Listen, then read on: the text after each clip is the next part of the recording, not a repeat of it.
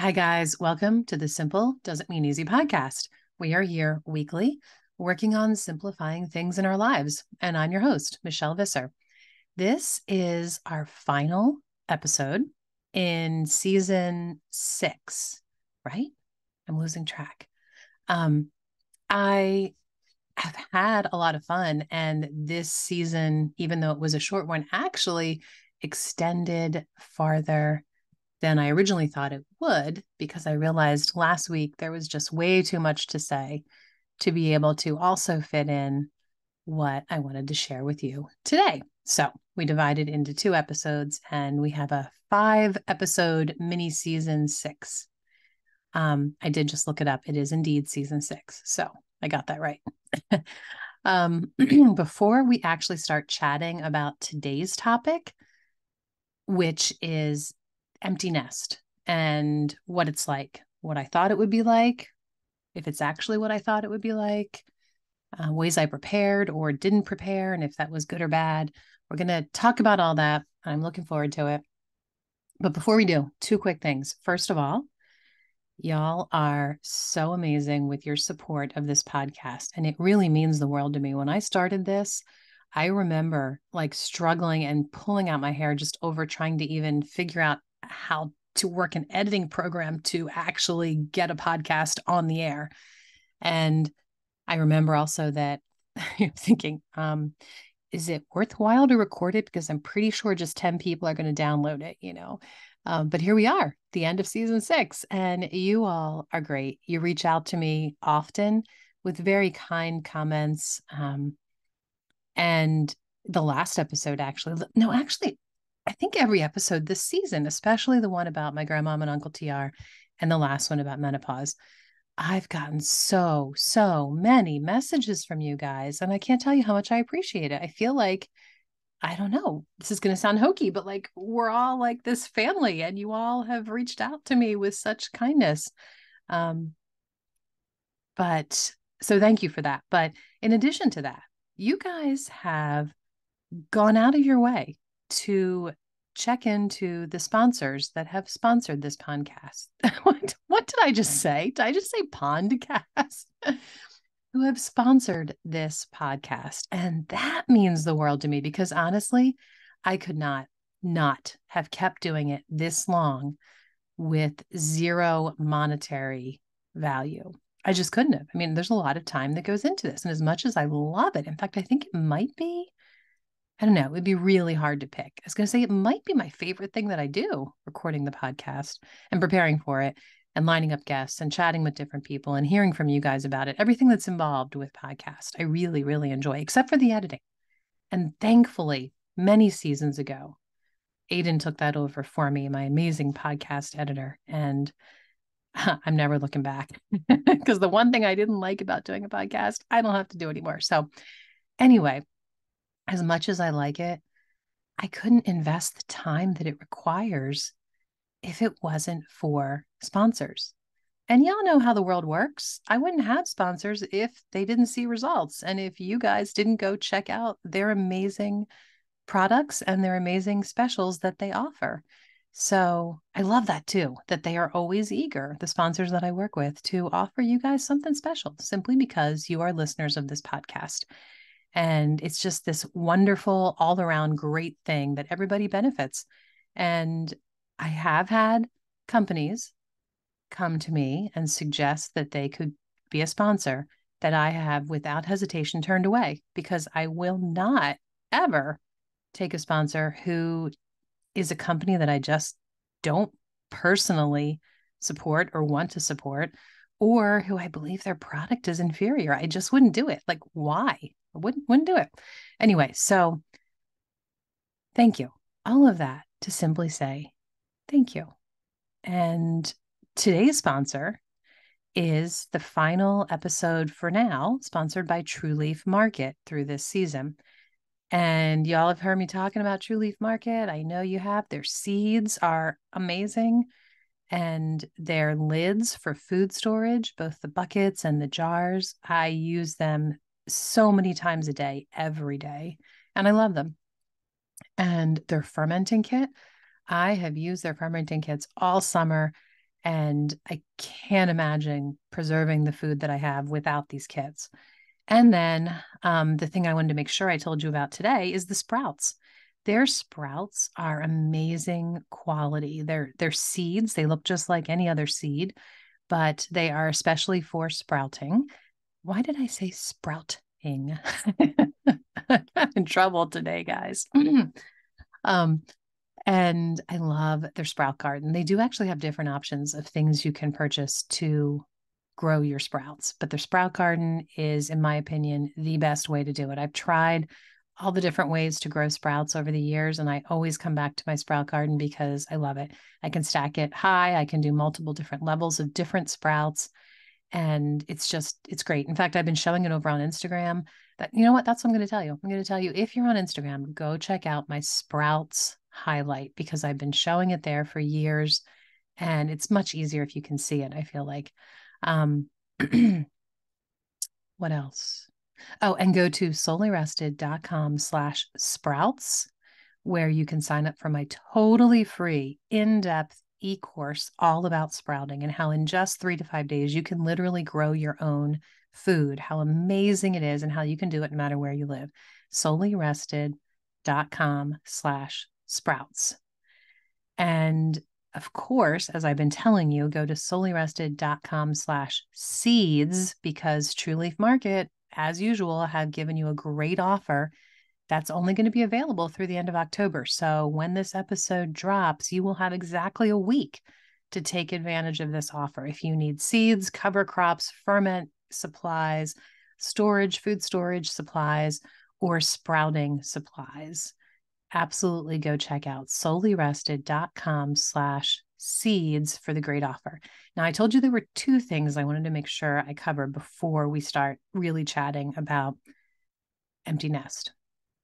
The second thing, I want to make sure that I'm not painting a romanticized vision of what empty nest entails, because I'll be honest with you, most things I'm sharing with you, if not everything, is actually very positive today.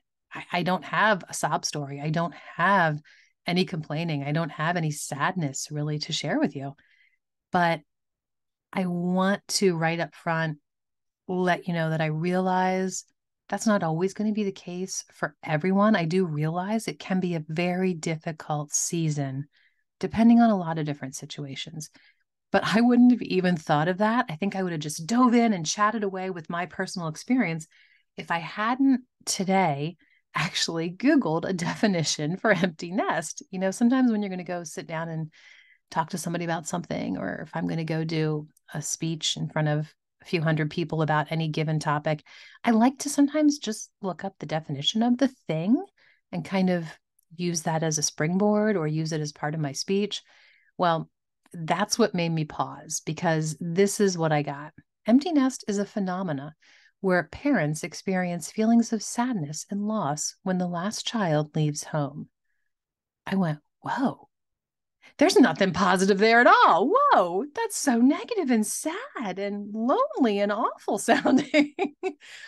So, but it did make me pause and realize that, okay, wait, Michelle, there is some sadness here. Let's not totally romanticize this topic. Like I know I tend to do with a lot of things. I do. I know that I'm a romantic at heart. I love Jane Austen, and I will write a Jane Austen novel about any topic you want and paint you that kind of a picture if, you know, I don't stop myself sometimes. So I know that. But for us, for Bill and I, it was different than most people. You know, the way that definition explains it, it is probably the way it is for most people, that your children leave home in the order of their ages. And when the youngest one moves out, suddenly, for the first time ever, you're staring at each other and going, who are you? Or what do we do now? But that was not at all the case for us. For one thing, our children didn't move out in the order of age, which was really kind of unusual.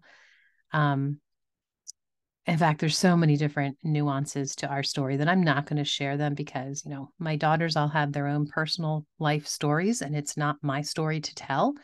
So I'm not going to go into detail, but just explain that, and it's all good things. That sounds like that sounds like oh, some of my daughters said some really bad things that you just can't know about. That's not at all what I mean. It was all wonderful things, great experiences and opportunities they had, and great reasons that they chose to come back home at different points for different lengths of time and different reasons.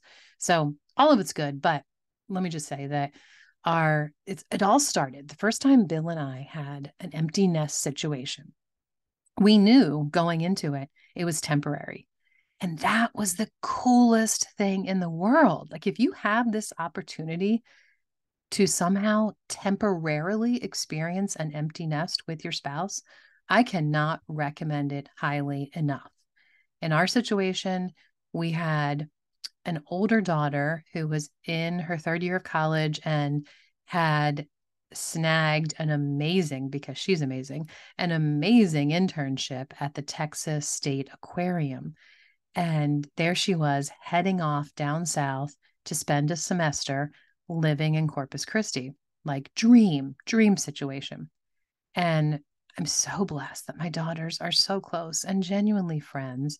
And she asked her two younger sisters, hey, wouldn't you like to come along? And, she knew the situation that my one daughter was graduated as a homeschooler and in her third year of online college and buzzing right through it quickly.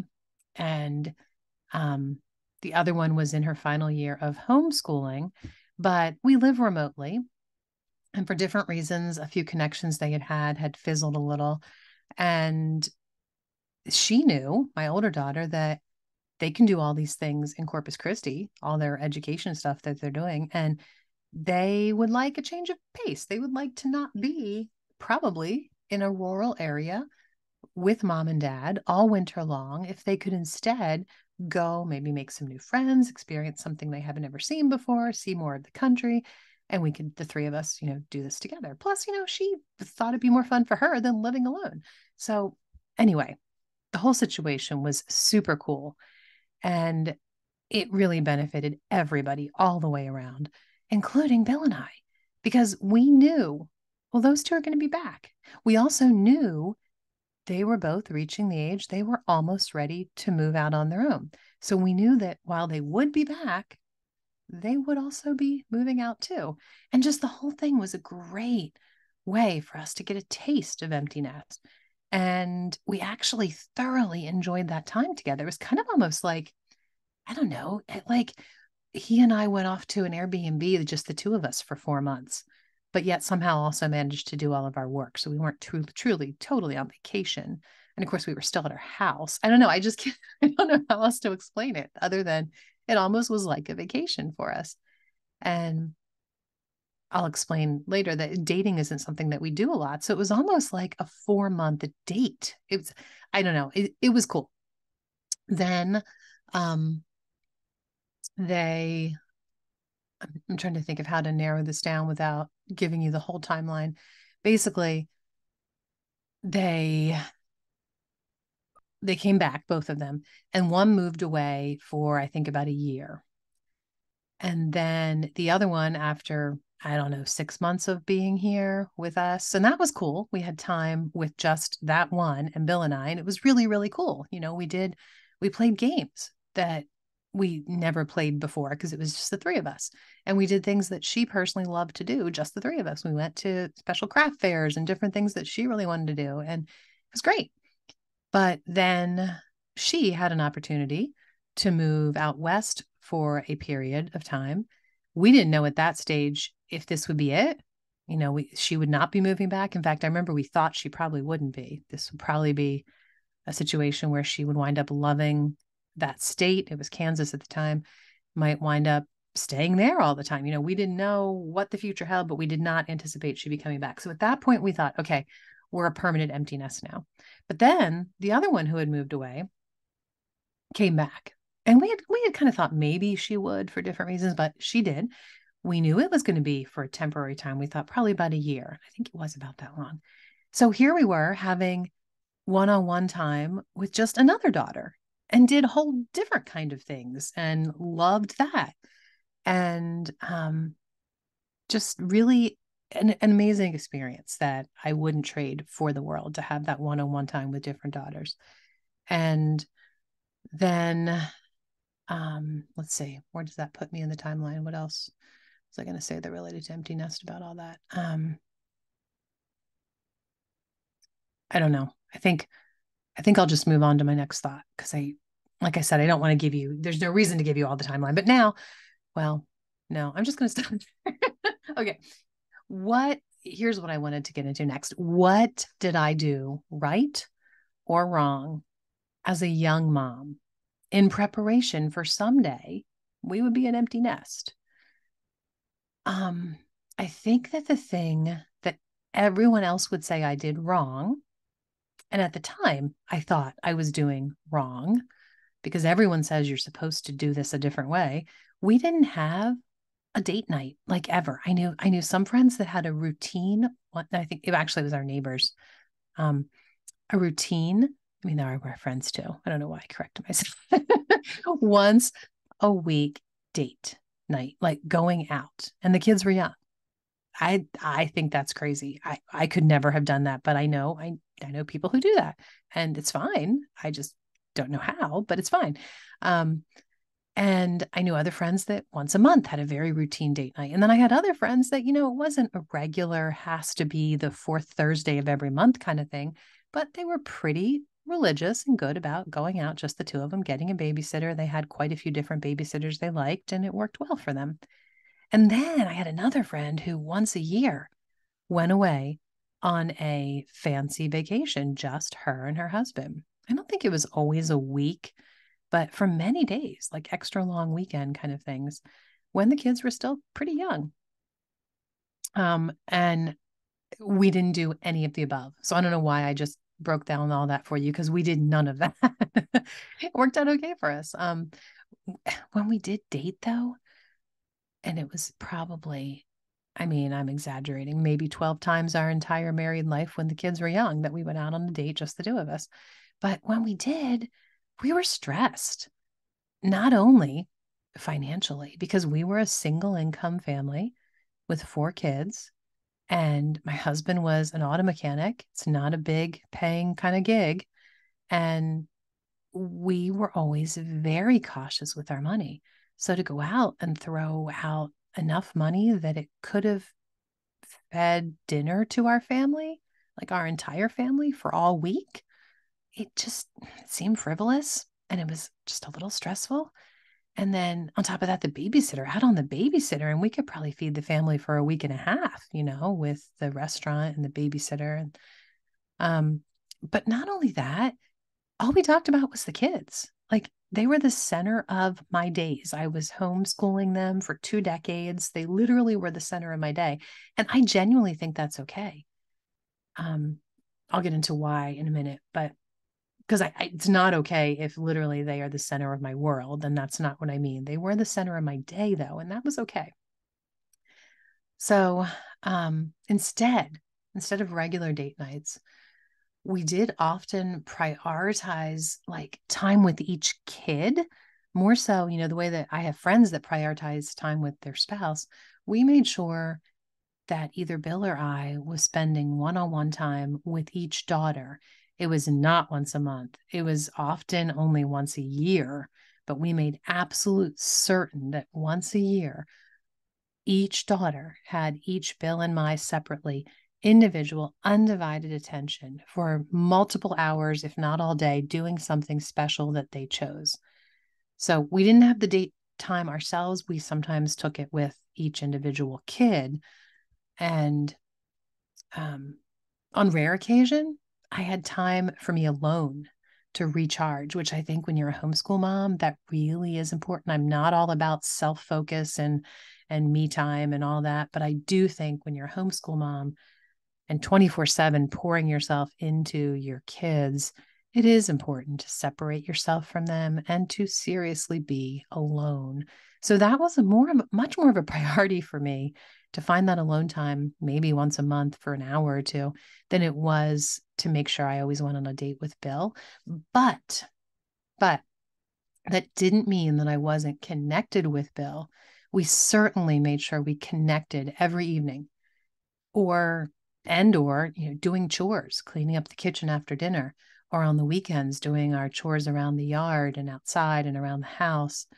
And often the kids were at our elbows. Often it wasn't us alone, it was the whole family, but I was connecting absolutely with Bill during those times. And I'm also not saying Bill and I had or do have this perfect marriage and hey, we did it right. We didn't need to go on dates. I'm not I'm not saying that. It could very well be that if we had prioritized more dates, maybe we would have had an even more perfect marriage. But we are together 30 years into this, and neither of us could imagine having lived life without the other. So, not perfect, but definitely not something I would change. I understand the precautions that people give, that you really do need quality time with your spouse. You absolutely do. And we made sure we had that after the girls, went to bed. But I'm also here to testify that quality time can take on so many forms for so many different people and different families. So don't kick yourself if you have everybody around you saying, well, I can't believe you don't go on a date night. You really need to get, and the kids really need to experience a babysitter. That's the other thing. Babysitters were stressful for our kids too, for different reasons. And we never could find a really good babysitter. And it was just hard. So don't let all those voices intimidate you. If you have found a way that works for you and your spouse, and that doesn't include a regular date night, that's okay.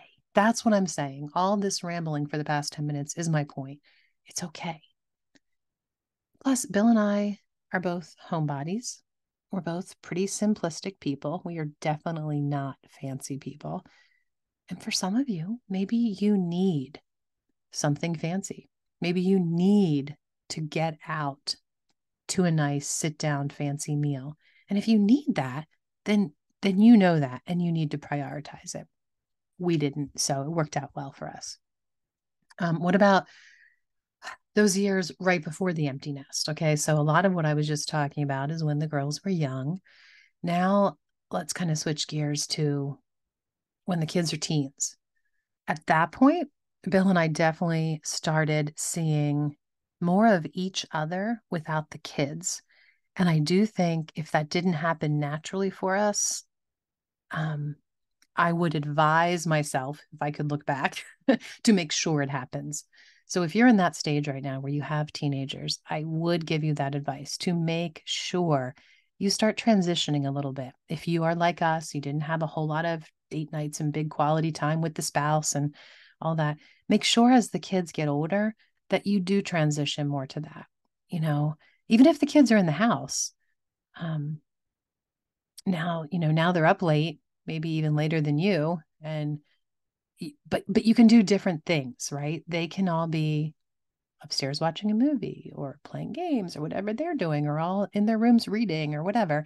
And you can do something different that night, and that's totally okay. And yes, sometimes I remember feeling almost guilty when it was like the final year of somebody before she was moving on to college or moving on to the next stage of life, and feeling like, oh, I only have what, 42 more weeks until we don't have all four girls here or all three girls that are here now or whatever the case is. And just slightly guilty that, well, is it okay that I'm not doing something with everybody tonight? Yes, absolutely. It's okay. It doesn't have to be a family night every night, especially when they're teens. Trust me, they don't want it to be a family night every night. In fact, when they reach that older age, family night is kind of more of a big deal in the sense that it doesn't just happen every night and the kids all huddle around and say, Mom, read to us, or Mom, can we play a game? Instead, it's more like a big deal that you kind of plan ahead for. Maybe you even have a routine. We did this for many years. You have a routine night that's pizza and movie night, or you make tacos and play games, or whatever it is.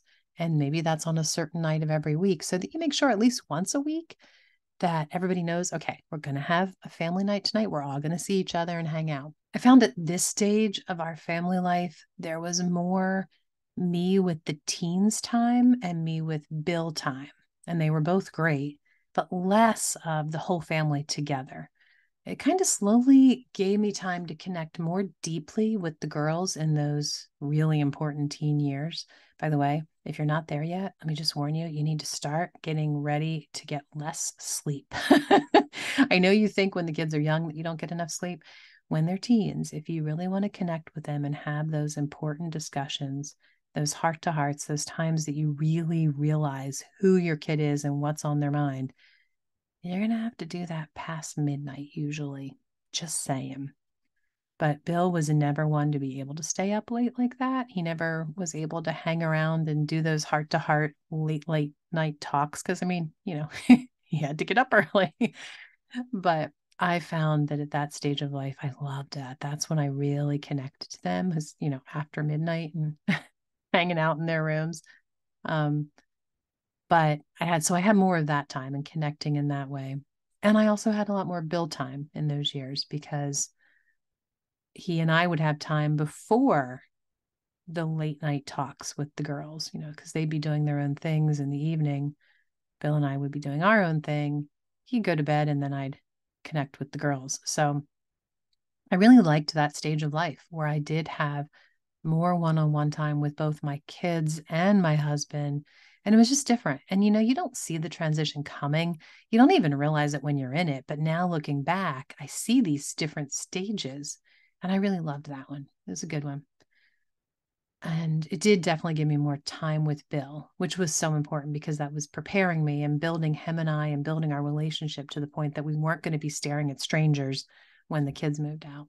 Still didn't do anything fancy, mind you. We did have more dates at that point, though, for sure. We did want to get out more, and finances were a little more stable, so we didn't worry quite so much. And of course, the great thing is you don't have to think about babysitters at that stage, right? So you can literally go out for 4 hours, totally enjoy yourselves, not even think about the kids, and not have to worry about a babysitter. And so, yeah, we did definitely start dating more at that point. Oh, something else that I would definitely do differently.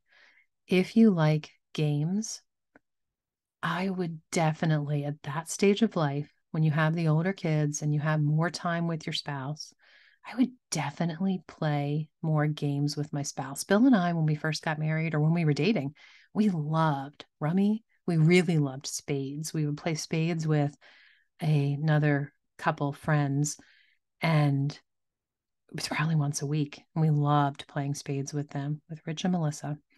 Um, but then when we couldn't get together with them, or once we started, one of us or both of us started having kids, we would sometimes, Bill and I, play spades, just the two of us, which isn't quite as fun. If you know the card game spades, it is definitely like a betting game where you're betting how many suits you will take or how many tricks you'll take. But when you play only two people, it's just not quite as fun because half the cards are not in the deck. Is that how you play it? Do you take, no, you don't take half the cards. I'm not remembering now. It's been a long time, but we did play two-person card games, even though they weren't quite as fun because we just loved playing games together. And then once we started having multiple kids and losing sleep at night, we just somehow phased away from playing games. And then suddenly the games are, Candyland and Hi Ho Cherry-O, like not the kind of games we used to play. So we never got back to that point. We started pulling out games for just Bill and I. And I do regret that because now that we are a true empty nest, we don't do that anymore. And I want to, and I think about it. We try. I mean, we do once in a while, but it's not the same. And I think it's because we haven't done it for so long. So I would recommend that if you are a game person, when your kids are out of that Candyland stage and they're also a little more independent when they're young teens, middle teens. If you have time in the evening, the kids are being loud and rambunctious in a different part of the house, pull out a deck of cards and just you and your hubby sit there and enjoy a couple rounds of rummy or whatever card game you like or whatever game you like to play. That's a two-person game. What else? Okay, so now the next stage. Now that we are alone, what have I learned from actually being an empty nest? Well, this is the part where I could see myself getting overly gushy romantic about it in the sense that I love this stage of life.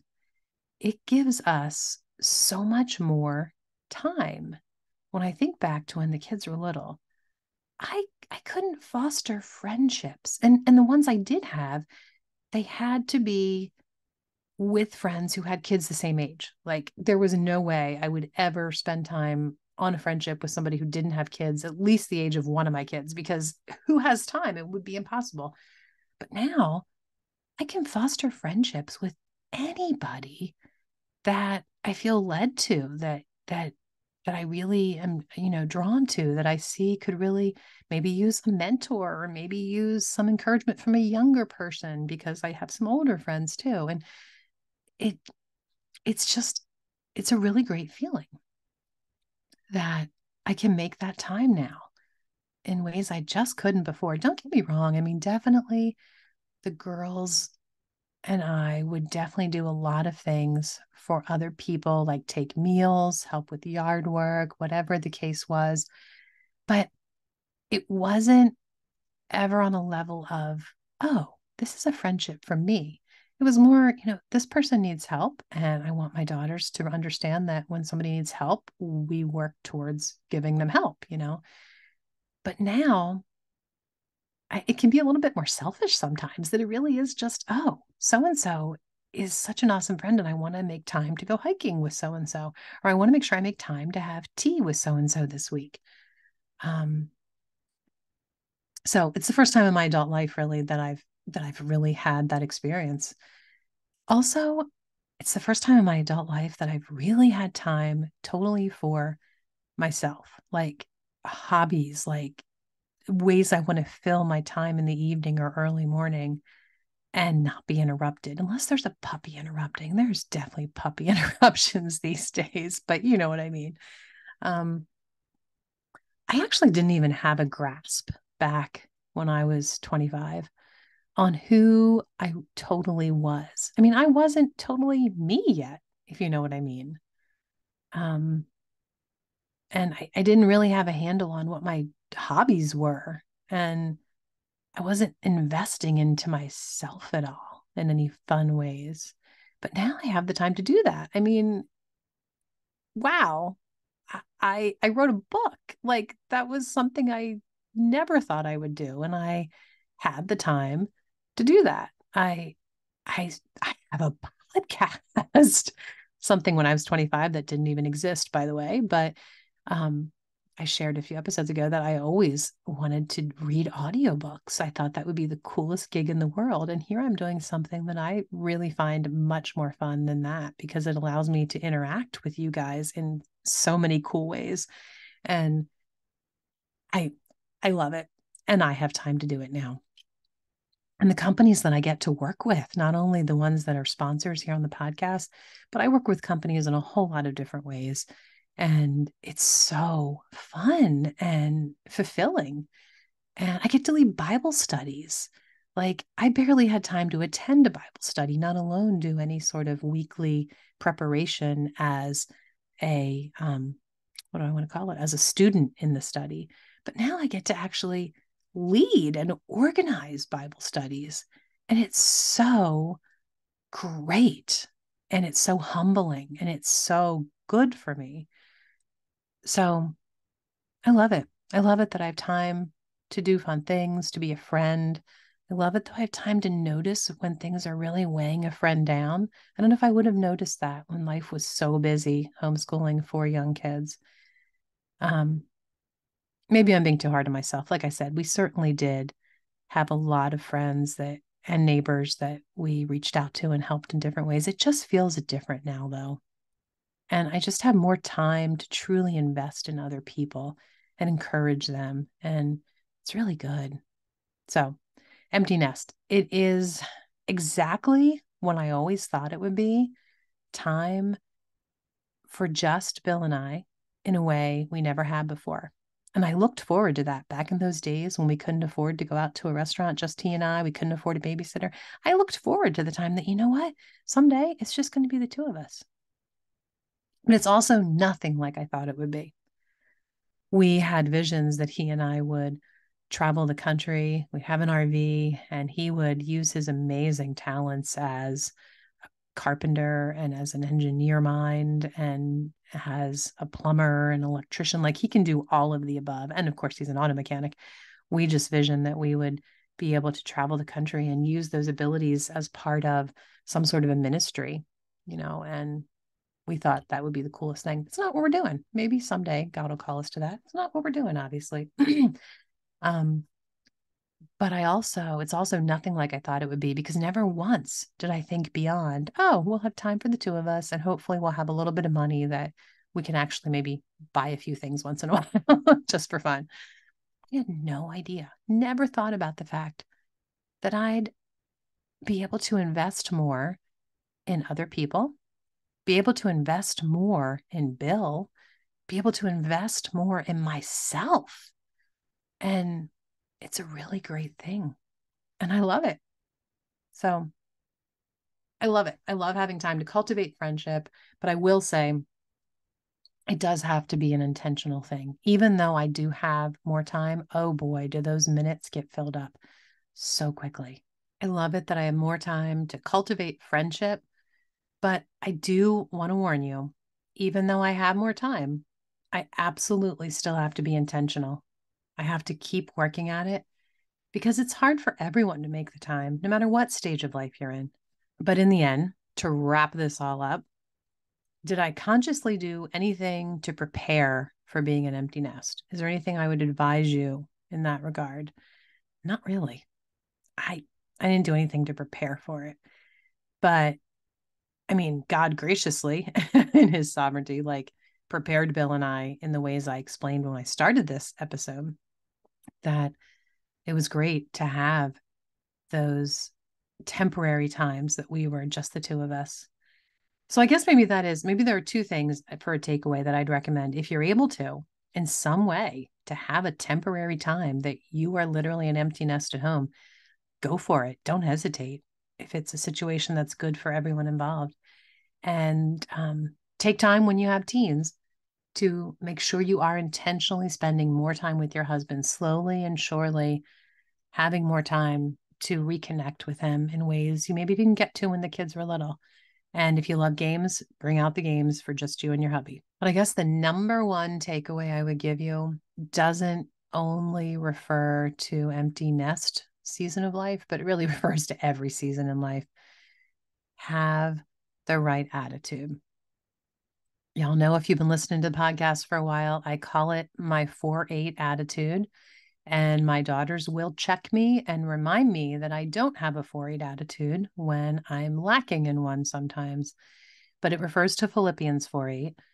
And no matter what your situation, no matter what your season, no matter what's happening in your day, remember to focus on whatever is true, noble, right, pure, lovely, admirable, excellent, and praiseworthy. And any situation or any season of life, you absolutely can turn the table around, change your perspective, and find something that is true, noble, right, pure, lovely, admirable, etc. about that situation and that season. So enjoy the season that you're in.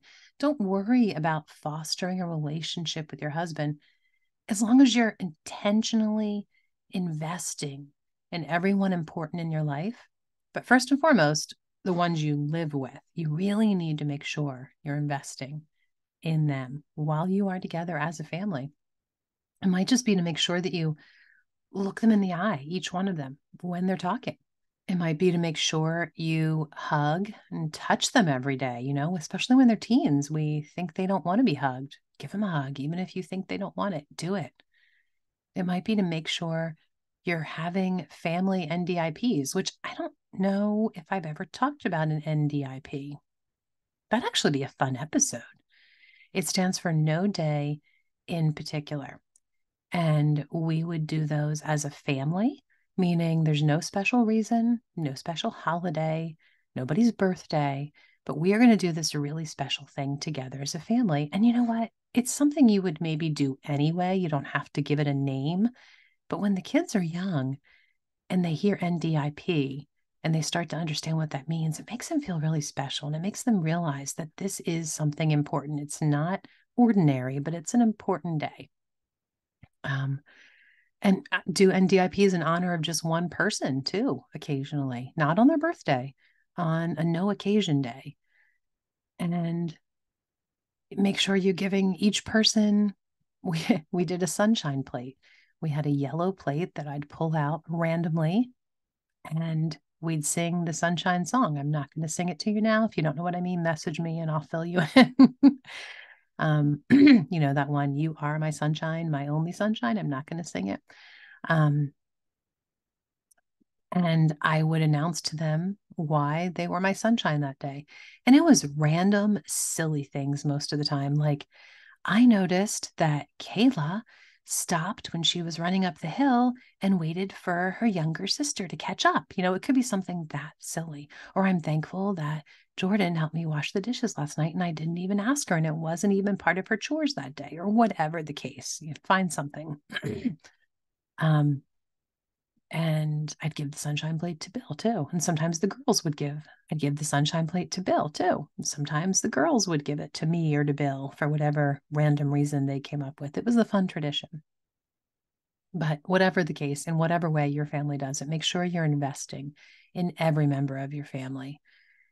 And you'll automatically be investing in your husband and your relationship with him too, right? And the kids will see that and they'll learn how to invest in you guys as well, you and your husband, before like they even are adults and truly need to someday when you and your husband are older. They'll start investing in you when they're younger. And before you know it, genuinely they will invest in you. It's been such a blessing that the girls have decided to refinish our wood floors and given us that gift of something I just did not want to do. It was so in need in this old farmhouse. It's been 9 years since I did it. And they dove in. They said, that's it. We're going to do this. We're going to tackle this. We're going to get it done. What a blessing. And they've invested into us that way. And I hope it's because they have seen us over the decades working hard at investing in our family. So that's it. I feel like in the end, I just rambled. I hope that it was encouraging. I hope there was lots of great tidbits there for you and thoughts, whether no matter what stage you're in, how far away emptiness might be or might not be, or maybe you're in it, whatever the case. I hope this was encouraging. Thank you so much for listening. And please share this episode with someone if you know someone who could benefit from it. And please take a second to leave a review on your favorite podcast player. That means the world to me. And next week, guys, we start a new season. I am excited. We've already recorded quite a few episodes. It's going to be great. We're focusing on those simple everyday things that we need to make sure we have in our family's diet daily. And we're talking about things that you probably don't know about these everyday things. Sorry, I'm being so vague, but I will tell you, it's nothing fancy. I'm not talking about fancy things that you haven't heard of. We are talking about the simple stuff that gets overlooked and we don't understand how important they are. And it's going to be good. So until next time, remember, it is easy to forget how blessed we are to live this life. So enjoy the simple, everyday efforts. It is not easy, but it's a good life.